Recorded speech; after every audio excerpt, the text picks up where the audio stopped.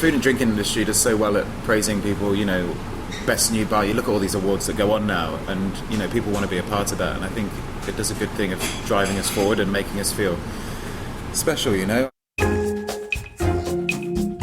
Hello and welcome to Best Sips Worldwide. I'm your drinking companion, Susan Schwartz, an American travel writer living in London. Thanks to my mother's love of martinis, the first words I spoke were shaken, not stirred, and I've been obsessed by the history of cocktails ever since. Through the years, I've been lucky enough to sip some of the best made by the best. Hear that sound? It's time to cozy up to the bar and let me introduce you to the movers and shakers of the world's most famous watering holes.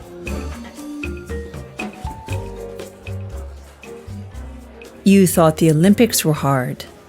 Well, try winning the title of Diageo World Class UK Bartender of the Year.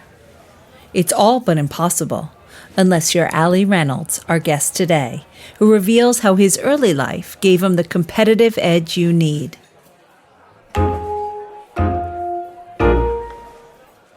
Nottingham is where I was born. My parents moved to Derbyshire, and then I went back to Nottingham for university. I studied sport and exercise science. I don't know why. I think it was because it was what I was doing well in at my A-levels at the time. Were you sporty? Yeah, I was always sporty. I think always very competitive.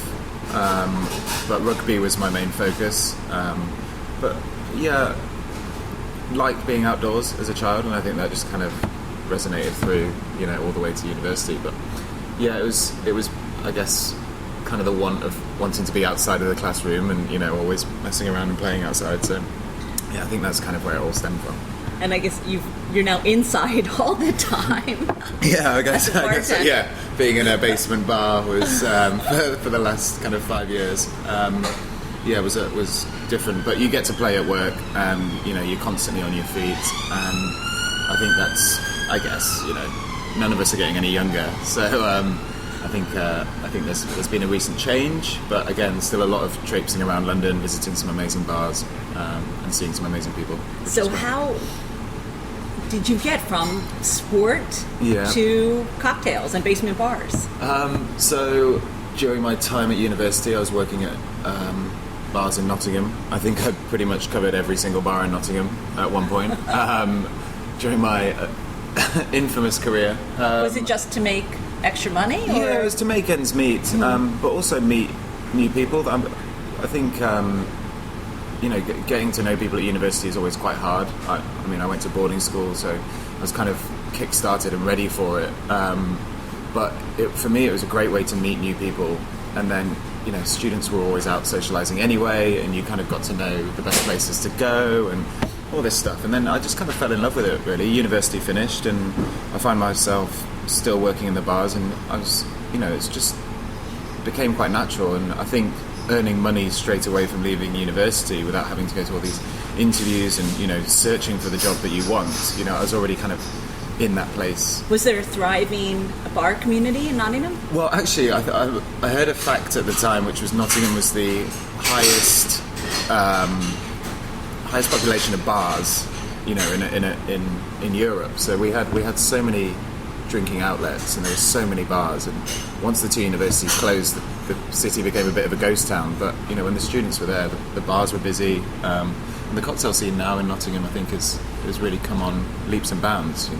What kind of drinks were you making there in your early days? Early days, I think the extent of it was, I think, caipirinhas with like some sort of tropical fruit in, every flavour of mojito you can possibly imagine. But then I ended up getting a job at a bar called Brass Monkey, which was kind of, the really good cocktail bar in Nottingham at the time. But now I've learned so much more. The things we were doing back then, I was like, if I saw anyone doing that now, you'd just kind of laugh. But again, that's all changed. And there's a gentleman who joined the team when I was there called Gareth Evans, who's a good friend, and he kind of came with all this wonderful knowledge that you shake drinks with cubed ice and not crushed ice. But there was a few, there's a few qualms there. We all got along great, and I learned a lot from there. And that's when I entered my first ever cocktail competition, and Gareth kind of guided me through it, and we did this very strange drink. Now I think about it, how in the last 10 years, cocktails have become so much more serious, and the way these things are put together, like almost working like chefs, with flavors and the science behind it. So it's incredible. What made you even want to start competing? I think that competitive nature that has always been there. I think I've got a younger brother. He's very competitive as well, and I think we both get it from our dad, who is the sorest of losers. But I think that competitive nature and just wanting to express what I thought I was good at, and put myself up against other people was always quite nice. But the one thing for me, and the one thing I say to people now, if they're nervous about entering competitions or anything like this, I'd say, it's not about, the winning part is great if you do win, but for me, like, you'll always learn something, you'll always take something away about yourself, but you meet new people, you see what they're doing, and there's all these wonderful things that you see at these competitions, because they bring the best people together, to show what they're good at. Do you remember what competition that was that you entered?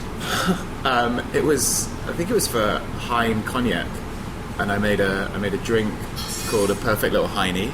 Love the name. Yeah, which has had a cinnamon stick sticking out of a brandy balloon, and there's some other stuff in there, but it was just well put together. You went for the visual. Yeah, I went for the visual. But it looked terrible. But again, things have changed so much. But Gareth kind of said, pick out the flavors that you find in the cognac, and then just go from there and use those in the drink. And it was my first one, and I won. Oh, boy. Yeah, and then I guess kind of like you start. You put yourself on the line, you do well, and then you just carry on. And I guess I became a little bit addicted to it. Sorry, is that when you thought, all right, I'm leaving the sports world behind, this is definitely where I want to go? Yeah, I think so. Well, I think so. But, the food and drink industry does so well at praising people, best new bar. You look at all these awards that go on now, and, people want to be a part of that. And I think it does a good thing of driving us forward and making us feel special. I think there's the long hours that come with doing shifts and all this other stuff, and the hard work from waiting staff, bartenders, chefs. It's nice to get that bit of positive feedback, and I think I just became a bit addicted to kind of the attention you get over the bar, the kind of attention from cocktail competitions and all this other stuff. But the amount of people you were meeting, and I remember my mum coming to visit me at university and walking through town and saying hi to people, and she was like, "You seem to know everyone here." I was like, "Well, it's a small city, but it's just because you were the face of the bars you were working in, and people kind of associate you with that place and would say hi to you in the street." Is that when you thought, I need a bigger city? I moved, so from Nottingham I moved to Bristol, just for a change of scenery, really, more than anything. I worked in some great bars there, but the thing I noticed the most was like, it wasn't so much more advanced, but I think people really, it seemed like they cared more about the way the bar was ran, what they were serving. It just seemed a bit more streamlined, and I learned a lot there. I ended up working at a great place called House Bar, which is a little speakeasy in Bristol, and just the attention to detail. It was very classic drinks, very easy to make drinks, but they really focused on the service and how special you can make people feel when they come into a bar. And for me as a young bartender at the time, my focus was always what was going into the glass, and it's all about this cocktail and me making it. Whereas I think now I've slowly realised that people don't really go to bars to drink. The drink is the middle point between meeting friends or the occasion and the emotions and everything else. So I think that House Bar helped me realise that. And then I moved to London shortly after being in Bristol for a couple of years, and then everything really started. What do you think the impetus was to move you to London? Well, I'd been offered a job. That's a good impetus. Yeah, and it was, I was then amazed at, how much money you could earn in London, whether it would be managing bars or working behind bars, and it seemed a lot, but then you don't really think about the expense of living in London. So it all balances out. But for me, we would always be looking at London. When I was in Nottingham and Bristol, we'd be looking at these bartenders, and we'd travel from Bristol down to London to do cocktail competitions, and we'd always be on the train back and be like, oh, these London bartenders are always winning these competitions. It's never us. What do they have that we don't? And now I'm down here.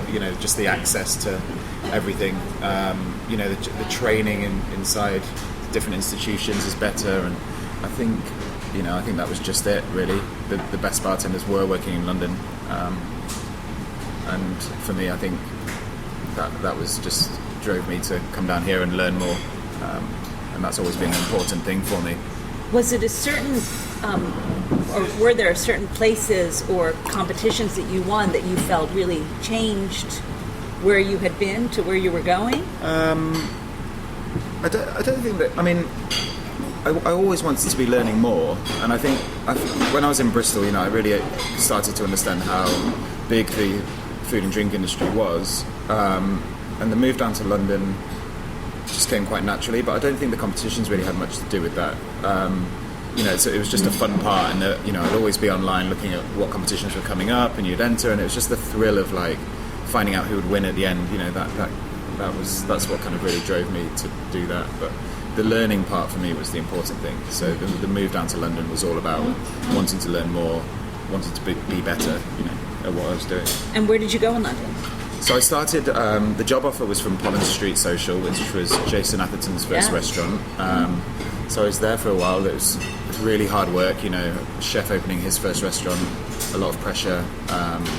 And Gareth, actually, who had come to Nottingham, he was working with me, and then my brother as well, Josh, who came down. So the three of us were running the bar there. And then Josh and I moved over to Hawksmoor after about a year with Jason, and then we came to Hawksmoor, and Josh has been my head bartender here when I was bar manager at Hawksmoor. Mm-hmm. Yeah. Was Hawksmoor, I use in quotes, already when you got here, or were you here at the beginning? No, yeah. So the first site I was working at was the one in Guildhall, which is in the city. And then when they opened the basement below Shoreditch, basically they said they were going to focus heavily on the cocktails, the food was going to be easier, and then kind of like my ears pricked up, and I was like, I'll go over there. So I came down here, and then my last 3 years I was bar manager here. Josh was head bartender, and then we had an amazing team and did some amazing things down here, which was great.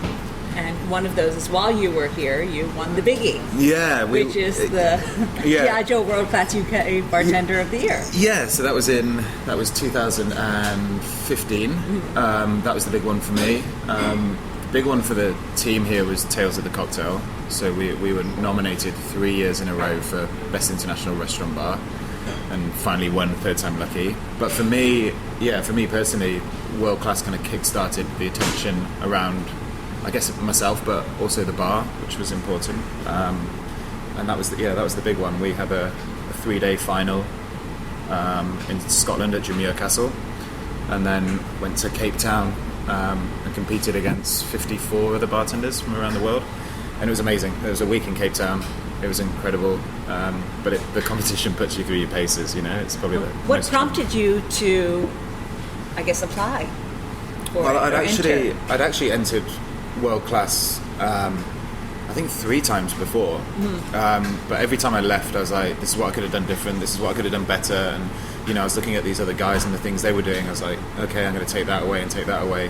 But the year I entered, 2015, I think that was the first year. I'd done so many competitions that year before, and I felt very ready and prepared to do it. And it was the first year I actually entered where I thought, I've actually got quite a good shot at this. Mm-hmm. I wasn't going to enter. There's a lovely lady called Andrea Montague who used to be our Bullet brand ambassador, and she came down. She kind of like made me enter. She was like, look, just do it. It's worth doing. There's this amazing opportunity to go to Cape Town and represent the UK. If you've done it before, let's just get this in. So I entered and I got through, and I'm so glad I had done it, because it's a life-changing thing. It's really good. And the cocktail you created for it, I did read somewhere that you said that you built a story around a drink. Yeah. Which, as a writer, first I was drawn to that. Yeah. And I, maybe using that cocktail as an example. So so the the idea for me creating drinks, because before when I first started, it was just this goes nicely with this, and A plus B equals C. But I think building a story and giving someone an emotional connection to the drink, and also putting them in that mind frame. So drinks I'd done for the UK final that year, I wanted to focus very much on sustainability, which is a very hot topic with food and drink now. And I did a drink with fig leaves from my garden, turned into a syrup. But I also added ants.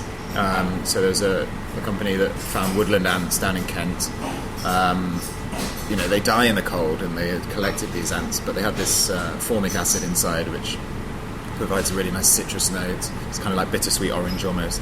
But my whole idea was that you were taking a martini to a picnic, and the ants had got into the drink, and then there was chocolates in there as well, and some other bits. But it was the idea that people were at a picnic and they could imagine this, and it almost takes them somewhere for that experience. And then you present this drink, and they're like, how does this work? What's it going to taste like? And they're already getting ready to experience. They want to experience the drink before they're actually doing it.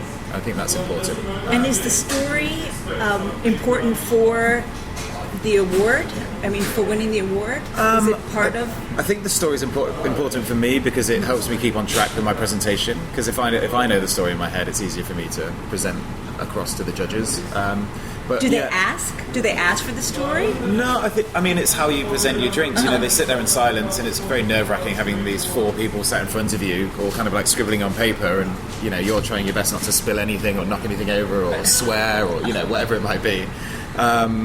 But the story again, I think then ties on, like it's great for marketing. I don't know if it was by coincidence, but I saw so much stuff after I'd done that UK final with the drink with the ants in. I saw so many insects in cocktails, and I probably had nothing to do with this, but you kind of notice these things more. And for me, like entering world class that year, the effort that Diageo put in behind the marketing and promoting you and your drinks is fantastic. So I guess more of it's just out there in the airwaves.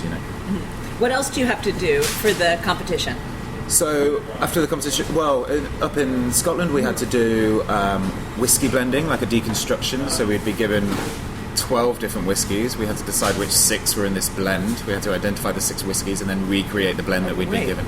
So it's it sounds like Mission Impossible, and it really is. But I think if you have an understanding of how a blended whiskey is put together, it makes it a little bit easier to kind of pick out what goes where. It's kind of trying to do a jigsaw puzzle, blindfolded. I guess because you had won the Glenfiddich Malt Mastermind, you already... your tongue was aware of those. Maybe. I mean, I do like my whiskey anyway. The Malt Mastermind, that's a great competition as well. But that was putting together one drink and again a story around the drink. But I think the great thing about the competitions as well is that the research you do beforehand, whether it's on the brands, whether it's about what you're actually putting together, is great, and you build up all these wonderful nuggets of information that come in handy later down the line. All right, back to the world-class competition. You had to taste these whiskies. I had to taste these whiskies. We also had to present our story with 2 original drinks, and then we had to do food pairing. So we had 30 minutes to create drinks on the spot, paired with a couple of dishes that were provided by Lee Westcott, who's a wonderful chef over at the typing room in Bethnal Green. So he had provided these dishes. We would try those at lunch, and then one at a time we'd have half an hour to put together 2 perfectly paired cocktails. Gosh, I have a stomachache just listening to this. Yeah, of nerves. I feel my arms crossing. I know. I'm huddled up as well now. But it was the worst part of the. Sorry, the worst part is a bad way to phrase it. It was the most challenging part of the competition because you didn't know what ingredients would be behind the scenes, and you were just putting together, drinks on the spot. And it's always quite a hard thing, but I think that's the talent of today's bartender. So after you had won the competition, really, how has your life changed? So I know that's a huge question to ask. I guess, are you still bartending? I'm not bartending. I've got some things coming up. So after the UK final, we went to South Africa and we did all these wonderful competitions over the course of 5 days. There was the final 6 announced, and then I was lucky enough to be in that final 6. And then from that final 6, what we had to do at the end was create a pop-up bar in 24 hours to serve 250 guests. And the pop-up bar was named Yellowhammer. So I did a British pub-style cocktail bar, all kind of ingredients you'd find in the pub, but also focusing back on this sustainability thing. All the ingredients I'd used during the week prior to the final 6, I'd kept and I'd stored, and then I'd reused those in my cocktails.